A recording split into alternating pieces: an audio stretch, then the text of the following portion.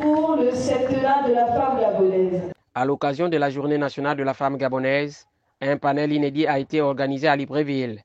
Initié par la ministre de la Pêche et de la Mer, Cyrielle Zourakassa, cet événement visait à rassembler les femmes autour d'un enjeu majeur, leur rôle dans le septennat présidentiel à venir.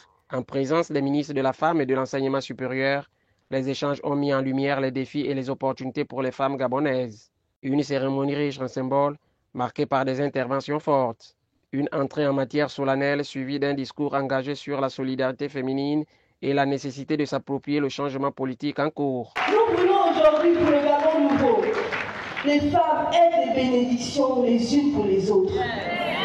C'est pour ça que nous n'avons pas voulu attendre que notre président que nous avons porté presse serment. Nous voulons nous parler avant qu'il ne presse serment. Parce qu'une fois que ce sera fait, on va décliner, nous n'aurons plus le temps.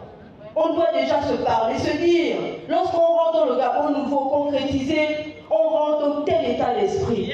Un message fort porté par une vision intergénérationnelle de la femme gabonaise. Quand je vois les mamies du 3e âge, je me projette dans l'avenir, dans le futur, et je peux me voir. Et donc je sors de là en me disant, nous les femmes, nous sommes les plus nombreuses, mais nous les femmes également, c'est une autre femme qui est le prolongement d'une autre femme. C'est une femme qui peut être également la limite d'une autre femme. C'est une femme qui peut être la bénédiction d'une autre femme. Parmi les panélistes, certaines voix ont résonné avec une grande clarté. C'est le cas de Flore Sidonie Oué, qui appelle les femmes à occuper pleinement l'espace politique. S'agissant de la participation politique, il revient donc aux femmes de participer aux instances décisionnelles de leur localité.